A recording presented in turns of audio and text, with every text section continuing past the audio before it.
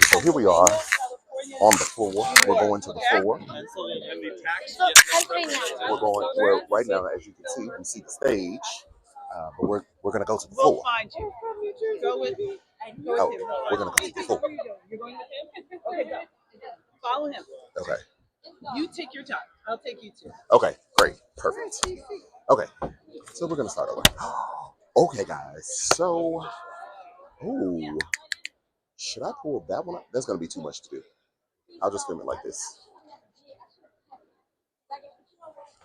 Okay, guys. So we're here in the creator space. Let me just show you for a quick second. So this is where some of the creators get to come and see the floor. I have typically been over there sitting by the stage, but we're here. This is the fourth day of the DNC. It has been phenomenal.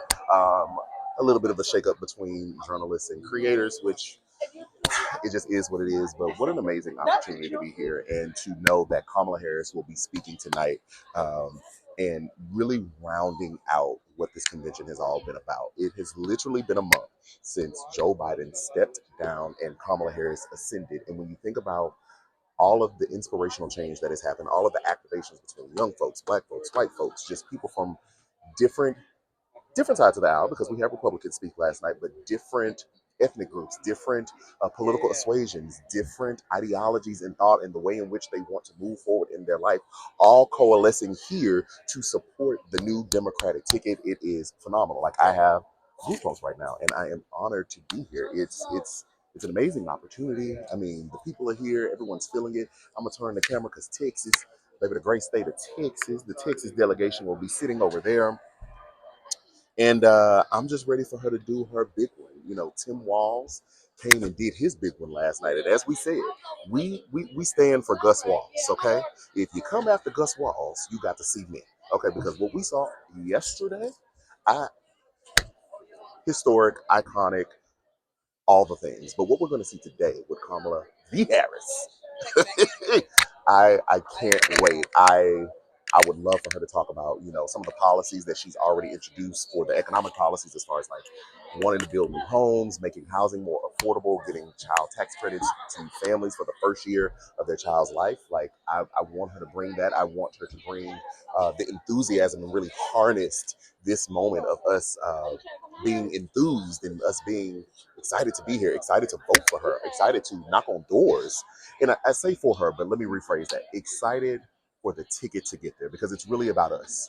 She is going to be our champion. So I want her to harness that energy to call more people home, to call more people to the party, to call more people to the movement, so that we get out and we knock on doors, we talk to people who may be on the fence, as Uncle B told us to do. I just want her to round it out. I want her to round it out. And I can't wait. I'm super excited. I'm super excited. It's been good. It's been good. Oprah was here last night, hollering and screaming, but it was good. Hollering and screaming, but it was good. It was good. You know, I would have thought Pete Buttigieg would have come a little harder, but I guess it wasn't appropriate for him to really come hard today, because who was he really attacking? So, you know, maybe my expectations of Pete were a little too, well, they misplaced. Let me not say high. They were misplaced, because when he on Fox News, he chops them down on the Fox News. So I was looking for that. But seeing as how it's a friendly audience, I guess there would be no need to do any chopping of sorts. But that was good. And again, Tim Walz. That's our guy. That's our guy. I feel comfortable and I feel safe with him. If something, one, I love the way in which he enthusiastically supports Kamala Harris. You can tell that it is genuine joy, like him getting behind her. It's genuine. And I love that. And then outside of that, because a vice president steps in the event a president cannot, I trust, even though I don't know about all of his policies, just learning what I've learned about his character, his morals, seeing him on stage, I trust that in his decision-making process, he will consider the implications that it has for us all. I trust that. I believe that. I feel like I see that. I feel like he's shown that. He's shown us that, because he's shown us who he is. He's shown us character. And so He's the guy. Now I'm not a sports person. You know, we don't do the sports over here. But the speech gave me like I was on a team. The speech called me to the field. The speech said we're going to leave it all on the ground. Okay, that's what the speech did. So I feel like if there was a sport that I would play, politics is it. And so Coach has invigorated me. Coach has called me to this moment. Coach said, "Come on, let's look after our neighbors, our brothers, our family members." Like Coach has inspired us to play the game that we need to play and to get the ball across the field. I think that's correct in the sports reference. Get it across the field or get it into the hole, whatever. Sports people tell me what I'm supposed to say in there. Get what they do with the baseball, the home run, to hit the ball for the home run, with the basketball to shoot the ball for the championship, the football to get it over the thing when the man kick, and you know the thing right there. The goal post, the kick post, whatever it is. Y'all tell me in the comments, educate me on the sports. But Coach has called us. Coach has motivated us. Coach has inspired us. And so I'm ready. I'm ready. I'm ready to get some door knocking done, even though I don't like to go in the heat. I don't like to go outside in the heat. I'm ready to get some door knocking done down there in Texas so that the people will come on. Okay? I'm ready to mobilize, use this platform to educate folks on what's going on, use the platform to tell them to make sure you are registered to vote, to check your voter rolls. I think I read an article yesterday about Ohio dropping people off of the voter rolls. So we need to be checking, are we still registered to vote?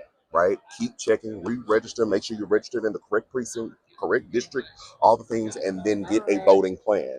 You're going to hear that from me over and over and over again. Get a voting plan. Are we voting early? Are we voting day of?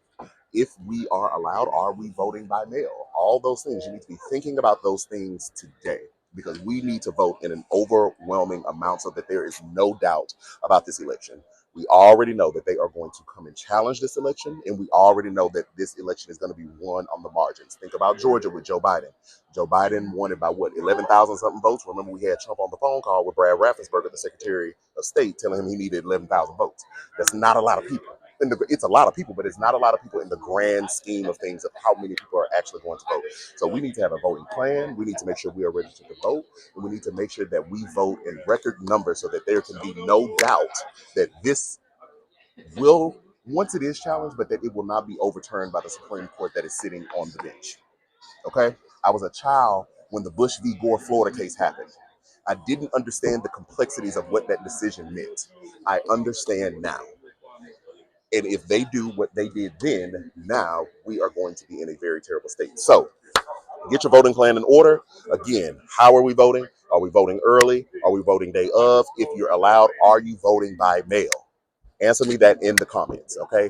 How are you voting? And I'm going to be asking you day in and day out, and I want the homework done. I want to be updated on when and how you're voting. I don't need to know who you're voting for. We don't want to be illegal, but I want to know your voting plan. Are you going to go vote? And what does it look like? So I'm going to continue to enjoy day 4 of the Democratic National Convention. Again, super excited to hear Kamala Harris. I think it's going to be fantastic. I'm probably going to be hoarse by tomorrow, and I'm okay with that because I'm going to be doing the most tonight. Okay, Twins coming up. Twin will be on the stage this evening. So remember to vote. Remember to vote often, and I will talk to you all later.